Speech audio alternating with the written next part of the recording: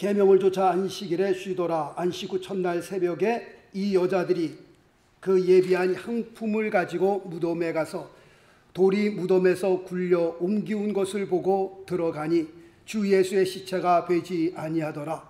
이를 인하여 근심할 때에 문득 찬란한 옷을 입은 두 사람이 곁에 섰는지라. 여자들이 두려워 얼굴을 땅에 대니 두 사람이 이르러 어찌하여 산자를 죽은 자 가운데서 찾느냐. 여기 계시지 않고 살아나셨느니라. 갈릴리에 계실 때에 너희에게 어떻게 말씀하신 것을 기억하라. 이르시기를 인자가 죄인의 손에 넘기워 십자가에 못 박히고 제3일에 다시 살아나야 하리라 하셨느니라 한데 저희가 예수의 말씀을 기억하고 무덤에서 돌아가 이 모든 것을 11사도와 모든 다른 이에게 고하니 이 여자들은 막달라 마리아와 요한나와 야고보의 모친 마리아와 또 저희와 함께한 다른 여자들도 이것을 사도들에게 고하니라. 사도들은 저희 말이 허탄한 듯이 배어 믿지 아니하나 베드로는 일어나 무덤에 달려가서 굽으려 들여다보니 세마포만 보이는지라. 그 된 일을 기이 여기며 집으로 돌아가니라. 아멘. 할렐루야. 죽음에서 부활하신 예수 그리스도를 향하여 우리 한번 영광의 박수 한번 올리겠습니다. 할렐루야. 할렐루야. 오늘은 예수님의 부활 사실인가? 라는 제목으로 하나님의 말씀의 은혜를 나누게 됩니다. 예수님께서 십자가에 못 박혀 돌아가신 후 안식 후 첫날이 되었습니다. 이 안식 후 첫날은 일요일을 말씀하고 있는 겁니다. 안식 후 첫날 새벽 시간에 몇 명의 여인들이 향품을 준비하여 예수님의 무덤으로 갔습니다. 아마도 그 향품을 가지고 돌아가신 예수님 몸 위에 그 향품을 뿌리려고 했던 것 같습니다. 이 여인들이 누구였습니까? 라고 했을 때 오늘 읽어드린 10절 말씀에 보면은 막달라 마리아와 그 다음에 요안나와 그 다음에 야고보의 모친 마리아 그 다음에 또 저들과 함께한 다른 여자들이라고 이렇게 소개하고 있습니다. 이 여인들에 대해서 조금 더 자세하게 좀 말씀을 보기로 원합니다. 누가복음 8장 1절 말씀해 보니까 이후에 예수께서 각 성과 촌에 두루 다니시며 하나님의 나라를 반포하시며 그 복음을 전하실세 12제자가 함께 하였고 그 다음 절 누가복음 8장 2절 또한 악귀를 쫓아내심과 병 고침을 받은 어떤 여자들 곧 7 귀신이 나간 자 막달라인이라 하는 마리아와 그 다음 절 또 헤롯의 청지기 구사의 아내 요한나와 또 수산나와 다른 여러 여자가 함께하여 자기들의 소유로 저희를 섬기더라 라고 기록하고 있습니다. 지금 이 말씀을 볼 때에 예수님께서 12제자들과 함께 다니시면서 전도하셨잖아요. 전도하시려면 주무실 곳도 있어야 되고 그 다음에 잡수실 곳도 있어야 됩니다.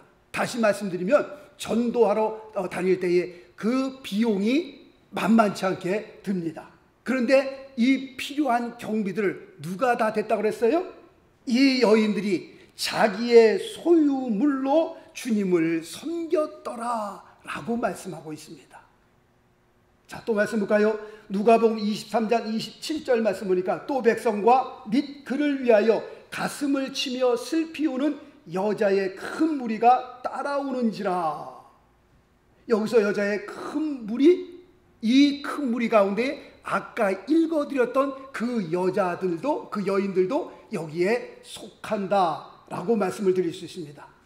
예수님께서 십자가를 지는 그 순간까지도 마지막 그 순간까지도 함께했던 여인, 이 당시에 예수님의 제자들은 다 어디 있었습니까? 예수님의 제자들은 3년 반 동안 극진히 주님을 따라다녔던 그 제자들은 다 도망가고 아무도 없었습니다. 십자가를 지시고 골고다로 올라가는 그 순간까지도 그리고 십자가에 돌아가는 그 순간까지도 예수님의 제자들은 다 도망가고 아무도 없었습니다.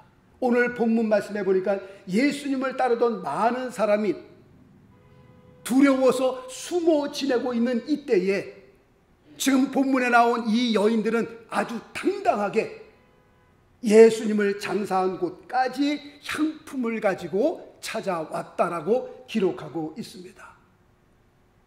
지금 이 광경들을 보면서 이 여인들이 어떤 여인들이에요? 참으로 귀한 여인들이다, 참으로 대단한 여인들이다, 그렇게 말하지 아니할 수 없습니다. 왜냐하면 이건 아무나 할 수 없는 일이었기 때문에 그렇습니다. 감히 예수님의 제자들도 상상도 못했던 일을 이 여인들이 그때 당시에 행하고 있었다라는 것을 말씀을 드립니다. 그러나 한 가지 아쉬운 것이 있다면, 자, 말씀 볼까요? 마가복음 16장 3절 말씀해 보니까 누가 우리를 위하여 무덤 문에서 돌을 굴려주리요. 그 다음 절 요한복음 20장 2절 사람이 주를 무덤에서 가져다가 어디 두었는지 우리가 알지 못하겠노라. 지금 이 사건들은 예수님께서 부활하신 후에 일어난 사건들이었습니다.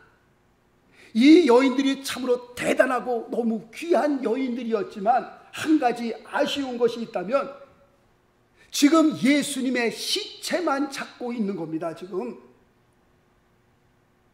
예수님의 시체 위에 향유를 뿌리기 위해서 왔는데 그 무덤, 예수님의 무덤에 막혀있던 그 돌이 옮겨져 있었거든요. 이 돌을 누가 가기 전에 이 돌을 누가 옮겨줄까? 그 다음에는 또 우리 그 무덤에 보니까 예수님의 그 시체가 없어졌거든요. 누가 예수님의 시체를 가져갔나 고민만 하고 슬퍼하고 있는 이 여인들의 모습을 보면서 이 여인들이 예수님의 시체만 찾고 있었지 예수님의 말씀은 믿지 않았다라는 겁니다. 사실 그럴 법도 한 것이요. 보통 상식으로는 부활 그러면 죽음에서 살아나는 거 아니겠어요? 세상에 우리의 이성이나 우리가 살아온 경험으로 볼 때에 사람이 죽었다가 살아나는 것, 이게 믿을 수 있는 일입니까? 사람이 죽으면 죽음으로 끝나는 거지 어떻게 사람이 죽었다가 다시 살아납니까? 이거를 우리가 상상할 수 있는 일이냐? 상상도 못하는 일이에요. 그러니까 예수님께서 죽었다? 그냥 죽은 거로 알고 있는 거예요. 그래서 죽은 그 시체 위에 향유를 뿌리기 위해서 향유를 가지고 예수님 무덤으로 찾아갔던 겁니다. 사람이 죽었다가 다시 살아나는 것, 이런 일은요, 이런 법칙은 세상 어디에도 없는 겁니다.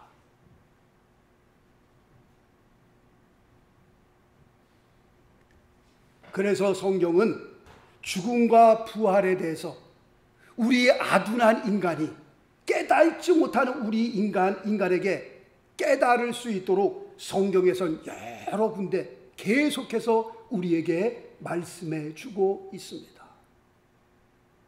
자, 말씀 볼까요? 욥기서 18장 26절 말씀해 보니까 욥기서 18장 26절 말씀 보면 나의 이 가죽 이것이 썩은 후에 내가 육체 밖에서 하나님을 보리라. 자, 말씀 그대로 놔두세요. 나의 이 가죽 무엇을 의미하는 겁니까? 내 육체를 의미하는 겁니다. 이것이 썩은 후에 뭘 의미하는 거예요? 내가 죽은 후에 내가 육체 밖에서 하나님을 보리라. 부활을 말씀하고 있는 겁니다. 지금부터서 몇 천 년 전에 하나님께서는 욥을 통하여 우리의 가죽이 썩은 후에 이 육체 밖에서 하나님을 보는 부활이 있음을 우리에게 말씀하고 있는 겁니다. 그 다음 절 고린도후서 5장 1절 말씀 보니까 만일 땅에 있는 우리의 장막집이 무너지면 하나님께서 지으신 집 곧 손으로 지은 것이 아니요 하늘에 있는 영원한 집이 우리에게 있는 줄 아나니 라고 말씀하고 있습니다. 땅에 있는 우리의 장막집이 무너지면 무엇을 의미하는 겁니까? 우리의 육체의 죽음을 의미하고 있는 겁니다. 우리의 육신을 성경은 장막집이라고 설명하고 있습니다. 그 다음에는 하나님이 지으신 집, 하늘에 있는 영원한 집을 가리켜 말씀하고 있는 건데요, 우리가 부활하여 죽음에서 다시 살아난 다음에 가야 할 영원한 집을 여기서 설명하고 있는 겁니다. 자, 또 그 다음 절 볼까요? 창세기 5장 20절에 보니까 에녹이 하나님과 동행하더니 하나님이 그를 데려가심으로 세상에 있지 아니하였더라. 또 뭘 말씀하고 있는 거예요? 뭘 보여주라고, 우리에게 뭘 말씀하려고 보여준 사건이에요? 부활이에요. 부활. 죽음에서 다시 살아나는 이 부활에 대해서 우리에게 말씀하기 위해서 에녹의 사건을 우리에게 보여준 겁니다. 자, 그 다음 또 말씀, 열왕기하 2장 11절 말씀 보니까 두 사람이 행하며 말하더니, 엘리야와 엘리사죠, 호리온이 불수레와 불말들이 두 사람을 격하고 엘리야가 회리바람을 타고 승천하더라. 지금 이 말씀 가운데에 호리온이라고 하는 이 단어, 굉장히 중요한 단어입니다. 마지막 때에 주님 다시 오실 때에 우리에게 일어날 사건을 미리 보여주는 굉장히 중요한 말씀이요, 지금 호리온이라고 하는 그 단어는 굉장히 중요한 단어라고 말씀을 드릴 수 있습니다. 왜냐하면, 자, 말씀 볼까요? 고린도전서 15장 51절 말씀해 보니까, 보라, 내가 너희에게 비밀을 말하노니 우리가 다 잠잘 것이 아니요.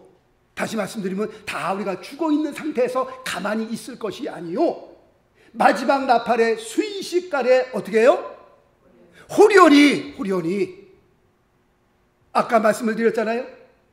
호련히 불수레와 불말들이 두 사람을 격하여 엘리야가 회리바람을 타고 승천하더라. 거기서 호련이라는 단어가 나오잖아요. 그런데 마지막에 있을 그 예수님 그 오시는 그날에 마지막 나팔의 순식간에 호련히 다 변화하리니 라고 말씀하고 있습니다. 주님 다시 오시는 날 죽은 자들이 먼저 일어나고 그 다음에 살아있는 자들이 그 다음에 공중에 끌어올려 주님을 배웠게 된다라고 성경은 말씀하고 있는 겁니다. 호련히 우리가 다 변화한다. 어떻게 변할까요? 주님의 영광스러운 모습으로 변하는 겁니다. 지금 이 말씀은 우리 성도들에게 앞으로 일어날 그 부활의 사건, 그 부활의 소망을 우리에게 지금 설명하고 있는 겁니다. 지금 오래전에 돌아가신 이천성 목사님께서, 그분은 상위용사였습니다. 오른쪽 다리가 없습니다. 그래서 늘 쩔뚝쩔뚝거리고 집회가 끝나고 나면 그 왼쪽만 가지고 지탱하고 있기 때문에 뭐 2시간 3시간 집회를 하고 나면 굉장히 왼쪽 다리가 아파요. 그래서 다리를 좀 주물러 달라고 해서 몇 번 주물러 드린 적도 있는데, 이분이 한 번은 환상을 보셨어요. 꿈을 꾸셨어요.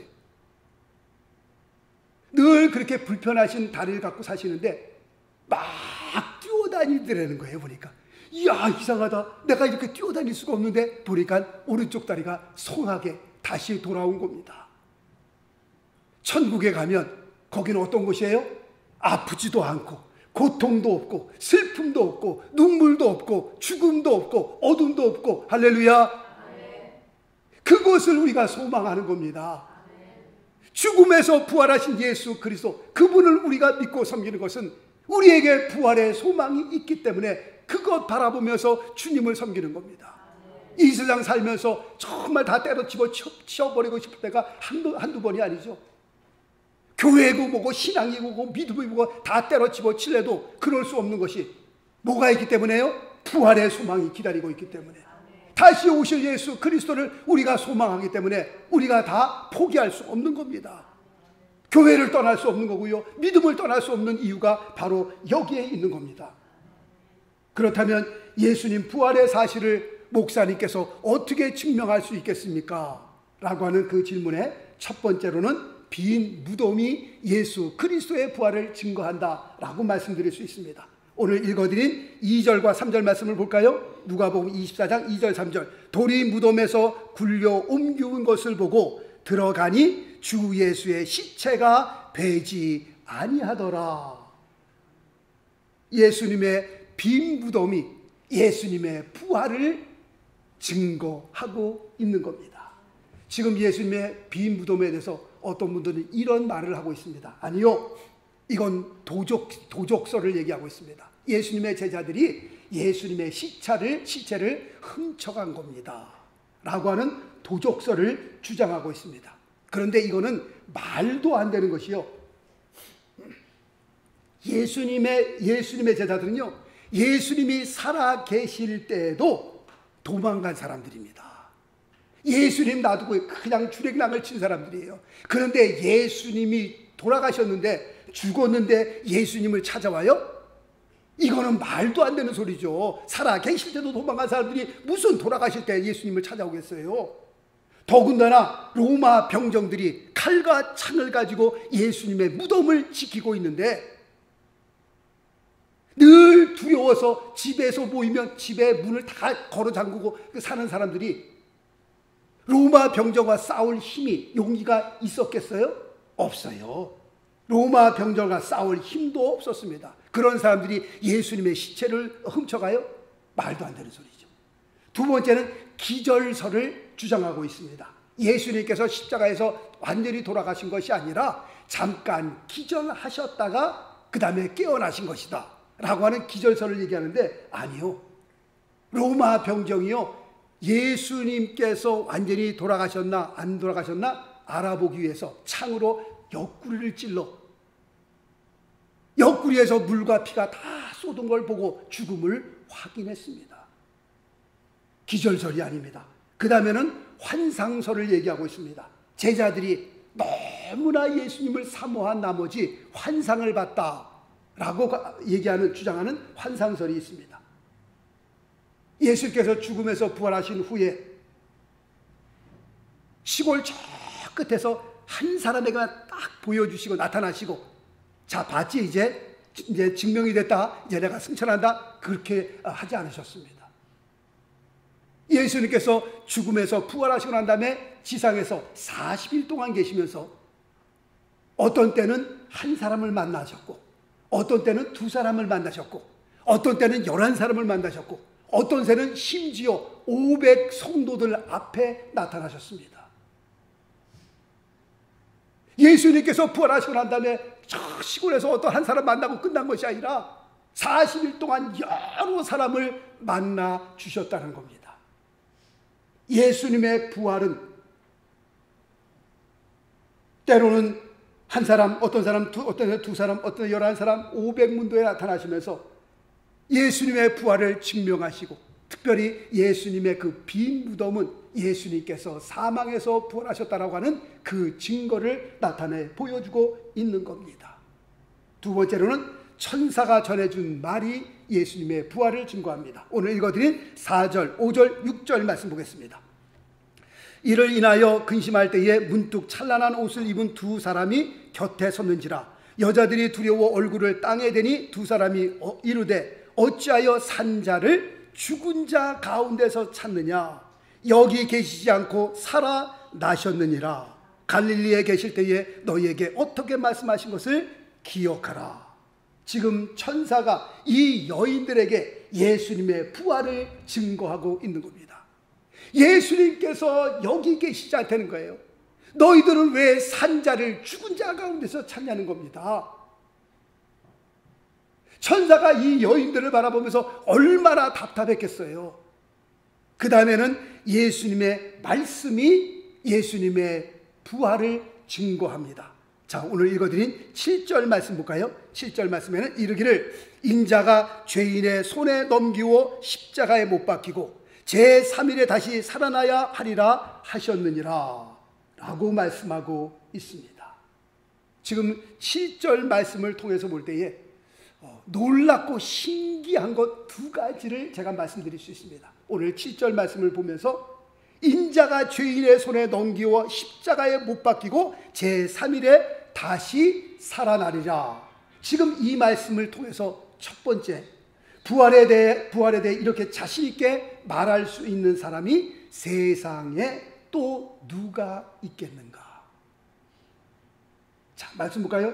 마가복음 10장 34절 말씀 보니까 그들은 능욕하고 침뱉으며 채찍질하고 죽일 것이니 저는 3일 만에 살아나리라 하시니라. 지금 아까 7절 말씀과 지금 마가복음 10장 34절 말씀 보면서 예수님께서 하신 말씀이거든요.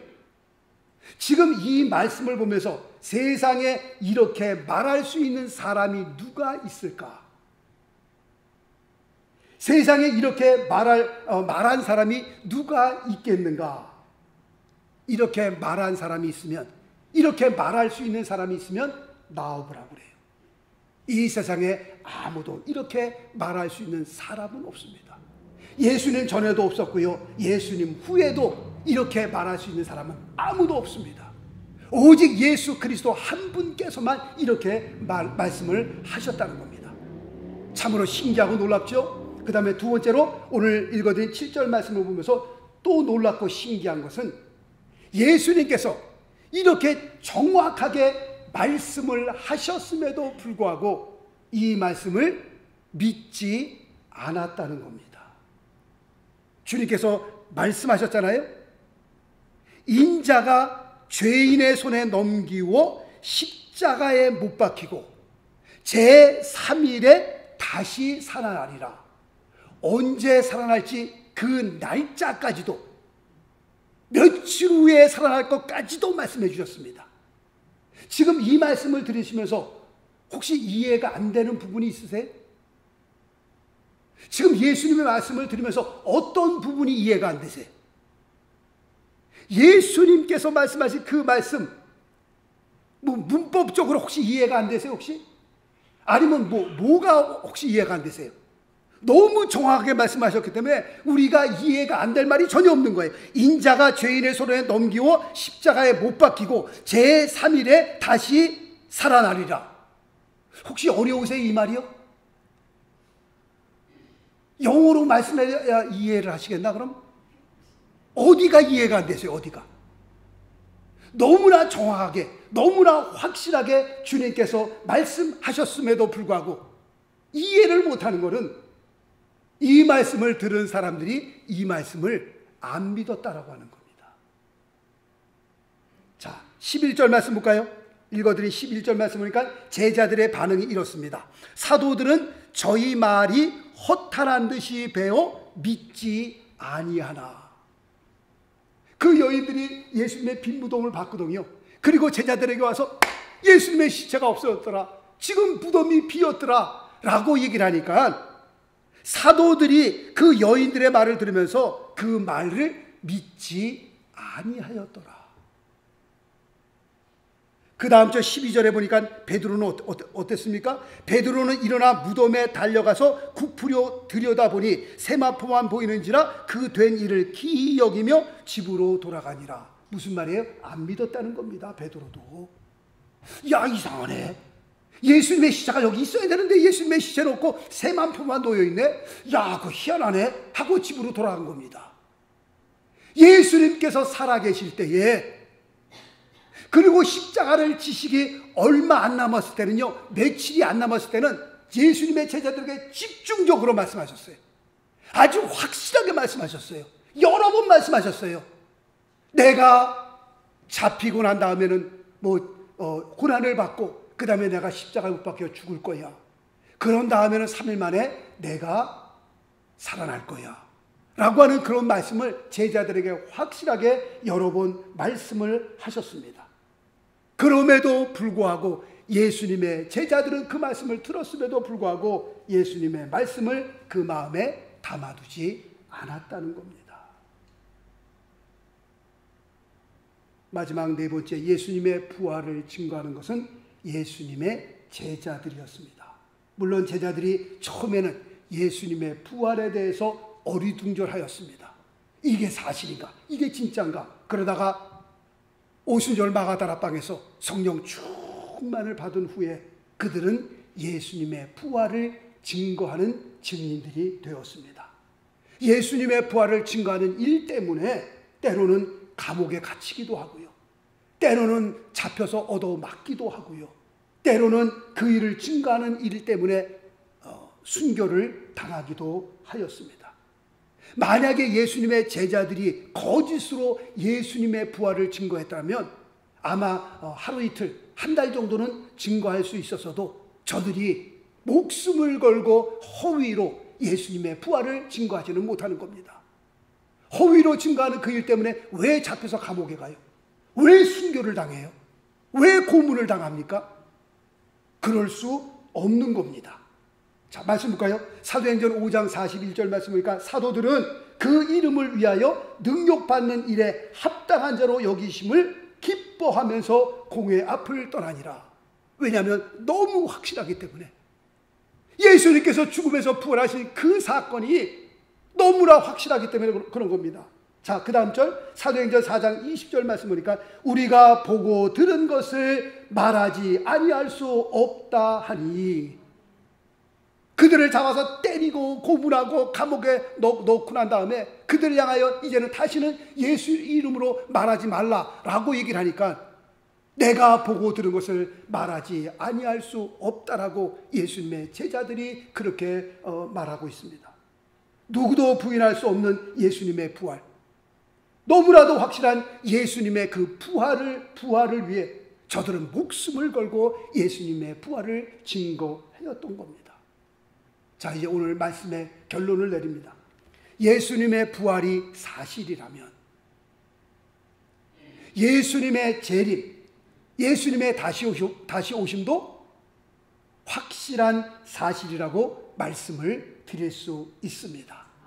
자, 말씀 보겠습니다. 요한계시록 22장 20절 이것들을 증거하신 이가 가라사대 내가 진실로 속히 오리라 하시거늘 아멘. 주 예수여 오시옵소서.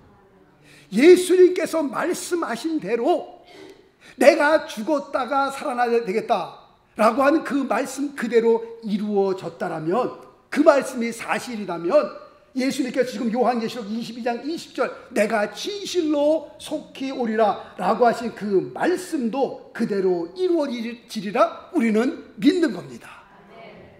내가 진실로 속히 오리라. I come quickly. Surely I come quickly. 내가 진실로 속히 오리라. 어디가 이해가 안 가세요? 이해가 안 가는 부분이 계세요? 예수님께서 말씀하기를 내가 진실로 속히 오리라 라고 말씀했는데, 우리가 혹시 예수님의 제자들이 예수님의 부활을 믿지 않았던 것처럼 혹시 우리도 이 말씀을 보면서 내가 진실로 속히 오리라 하신 그 말씀을 보면서 우리도 믿지 않는 겁니까?